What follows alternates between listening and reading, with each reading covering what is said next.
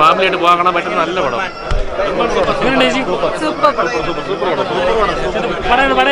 അടിപൊളി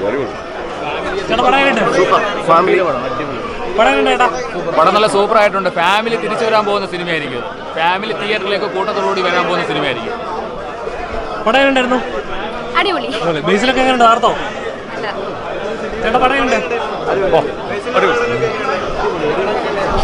ചേട്ടാ പടം എങ്ങനെയുണ്ട്? സൂപ്പർ അടിപൊളി. ബേസിലൊക്കെ ആർത്തോ? ബേസിൽ പൊളിച്ച് പടത്തിനേക്കാളും ബേസിലിന്റെ പ്രകടനം. ചേച്ചി പടം എങ്ങനെയുണ്ട്? ഫാമിലി ആയിട്ട് എൻ്റർടൈൻ ചെയ്യണോ? ചേട്ടാ പടം എങ്ങനെയുണ്ട്? അടിപൊളി പടം. അടിപൊളി മസ്റ്റ് വാച്ച്.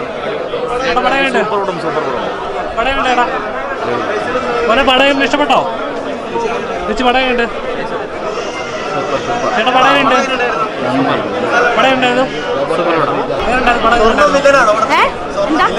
അതൊന്നും നമ്മൾ പറയാൻ പാടില്ലല്ലോ. അങ്ങനല്ല, അതായത് ആ മൂവി ഞാൻ പറഞ്ഞ പോലെ തന്നെ ആ പേരുമായിട്ട് ഭയങ്കര കണക്ഷൻ ഉണ്ട് സിനിമയ്ക്ക്. പേര് നമ്മൾ വിചാരിക്കുന്ന പോലെ അല്ല സിനിമയായിട്ടുള്ള. നമ്മൾ കയറി മന്മാൻ എന്ന് പറയുമ്പോൾ എന്തായിരിക്കും, പക്ഷെ സിനിമ കണ്ടാൽ മനസ്സിലാവും ആ പേരുമായിട്ട് എത്ര കണക്ഷൻ ഉണ്ട്. ആ ബേസിന്റെ ആസ് യൂഷ്വൽ സാധനങ്ങൾ ഫസ്റ്റ് ഹാഫിലൊക്കെ ഉണ്ട്, പക്ഷെ ലാസ്റ്റൊക്കെ ആയൊരു ഭയങ്കര പവർഫുൾ ക്യാരക്ടറാണ്. ഭയങ്കര പവർഫുൾ എന്ന് പറഞ്ഞു കഴിഞ്ഞാൽ സജിൻ ഗോപുക്ക് ഒരു രക്ഷയില്ല. അടിപൊളി അടിപൊളി. കോമഡി എന്നല്ല, നമ്മളിപ്പോൾ പണ്ട് കാണുന്ന കുറെ ഒരു ഫീൽ ഗുഡ് മൂവീസ് ഉണ്ടല്ലോ, അതുപോലത്തെ ഒരു മൂവിയാണ്. ഓക്കെ, നല്ല അടിപൊളി സിനിമ. പടം ഗംഭീര പടമാണ്. കാരണം ബേസിൽ ജോസഫിൻ്റെ സാധാരണ നമ്മൾ കാണുന്ന ആ ഒരു കോമഡി ആ ഒരു ടൈപ്പിൽ നിന്ന് മാറി ഒരു വളരെ റിയലിസ്റ്റിക് ആയിട്ടുള്ള ഒരു സാധാരണക്കാരൻ്റെ ലൈഫ് എങ്ങനെയായിരിക്കും എന്ന് കാണിച്ചു തന്നിട്ടുണ്ട്. കാരണം ഈ സിനിമയ്ക്കകത്ത് തന്നെ ബേസിലിൻ്റെ ക്യാരക്ടർ പറയുന്നുണ്ട്, നമ്മൾ ഉള്ള സമയത്ത് കിട്ടുന്ന സമയത്ത് എൻജോയ് ചെയ്യുക, ബാക്കി സമയത്ത് നമ്മൾ പോരാടുക എന്ന് പറയുന്നത്. അത് ഏതൊരു മിഡിൽ ക്ലാസ് ആ ബേസിൽ ഈ സിനിമയ്ക്കകത്ത് ചെയ്യുന്ന ക്യാരക്ടറിൻ്റെ ആ ഒരു ജോലി വെച്ച് മാത്രമല്ല, ഒരു മിഡിൽ ക്ലാസ് അല്ലെങ്കിൽ ഒരു സാധാരണ ജോലി ജീവിക്കുന്ന എല്ലാവരുടെയും ഒരു സംഭവം അത് തന്നെയാണ്. ഉള്ള സമയത്ത് എൻജോയ് ചെയ്യുക, ബാക്കി സമയത്ത് പോരാടുക.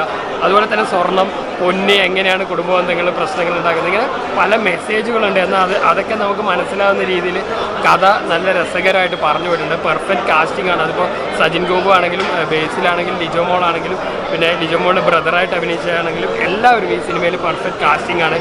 കറക്റ്റ് റൺ ടൈമാണ് 2 മണിക്കൂർ. യാതൊരു ലാഗും ഇല്ല. അടുത്ത സെക്കൻഡ് എന്താണ് സംഭവിക്കുക എന്നറിയാനുള്ള ഒരു ആകാംക്ഷയും പിന്നെ ഒരു എന്താ പറയുക, ഒരു അണ്ടർഡോഗ് സ്റ്റോറി, ഒരു സാധാരണക്കാരൻ്റെ ഒരു വിജയം. നമ്മൾ സ്ക്രീനിൽ എപ്പോഴും വിജയങ്ങൾ സമ്മാനിച്ചാണ് അങ്ങനെയുള്ളൊരു സ്റ്റോറി.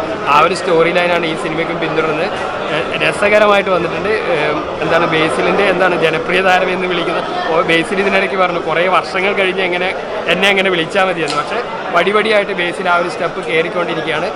ഒരു ഗംഭീര സിനിമയാണ്, ഗംഭീര പെർഫോമൻസ് ആണ് എല്ലാവരും. സിനിമ ഗംഭീരമായിട്ടുണ്ട്. ഇമോഷണലി ഭയങ്കരമായിട്ട് ലോക്കാവുന്ന ഒരു മൂവിയാണ്. നമ്മൾ കണ്ടുകൊണ്ടിരിക്കുമ്പോൾ വാട്ട് നെക്സ്റ്റ് എന്നുള്ളൊരു ക്യൂരിയോസിറ്റി ഭയങ്കരമായിട്ട് വർക്ക് ചെയ്യുന്നുണ്ട്. ഒരു ഫാമിലി സ്റ്റോറി ആണെങ്കിൽ തന്നെയും ഇങ്ങനെ ഒരു ത്രില്ലർ ജോണറൊക്കെ കാണുന്ന ആംഗിളിൽ നമ്മൾ ഒരു സെക്കൻഡ് പോലും ഇങ്ങനെ വിടാതെ കണ്ടുകൊണ്ടിരിക്കുക. ഓരോ ക്യാരക്ടേഴ്സും ഓരോ സിറ്റുവേഷൻസും ഇത്രയും മനോഹരമായി ടാക്കിൾ ചെയ്തൊരു ഫാമിലി മൂവി റീസെൻറ്റ് ടൈംസിലുണ്ടെന്ന് എനിക്ക് തോന്നുന്നില്ല. പെർഫോമൻസ് എക്സലൻ്റ് ആണ്. നമ്മുടെ ബേസിലിൻ്റെ ആയാലും ലിജോ മോൾ ആയാലും സജിൻ ഗോപു, ആനന്ദ് മൻമഥൻ എല്ലാവരും. സജിൻ ഗോപു ബേസിൽ ആ കോംബോ എങ്ങനെ ഉണ്ടായിരുന്നു? ഭയങ്കരമായിട്ടുണ്ട്. ആ കോംബോ ഭയങ്കരമായിട്ട് വർക്ക് ചെയ്തിട്ടുണ്ട്. ഒരു എക്സലൻറ്റ് വർക്കാണ്. കാരണം ബേസിലിൻ്റെ ഒരു ഇന്നസെൻസും ആ ഒരു സാധനവും സജിൻ ഗോപുവിൻ്റെ എനിക്ക് തോന്നുന്നു അംബാനിൽ നിന്ന് ഇങ്ങനൊരു പകർന്നാട്ടം ഓഡിയൻസ് എക്സ്പെക്ട് ചെയ്യുമെന്ന് തോന്നുന്നില്ല. ഭയങ്കരമായിട്ടുണ്ട്. ഞാനതിലൊരു ക്യാരക്ടറും ചെയ്തിട്ടുണ്ട്, സുൽഫി സഖാവ് എന്ന് പറഞ്ഞിട്ട്. ഭയങ്കര രസമായിട്ടുണ്ട് മൂവി. നമ്മൾ ഡബിങ് കഴിഞ്ഞിട്ട് നമ്മൾ മൂവി കാണുമ്പോൾ ഇത്രയ്ക്ക് ഫെൽറ്റായൊരു മൂവിയാണെന്നുള്ളത് ഭയങ്കര സർപ്രൈസിങ് ആയിരുന്നു. 100%. ഇതൊരു 100% ഫാമിലി മൂവിയാണ്. ഒരു വലിയ സബ്ജക്റ്റ് ഒരു ഡിഫറെൻറ്റ് ജോണറിൽ പറഞ്ഞു വെച്ചിരിക്കുകയാണല്ലോ. മൂവി മൊത്തം കണ്ടു കഴിയുമ്പോഴാണല്ലോ അതിൻ്റെ ഒരു വ്യാപ്തി മനസ്സിലാക്കുക.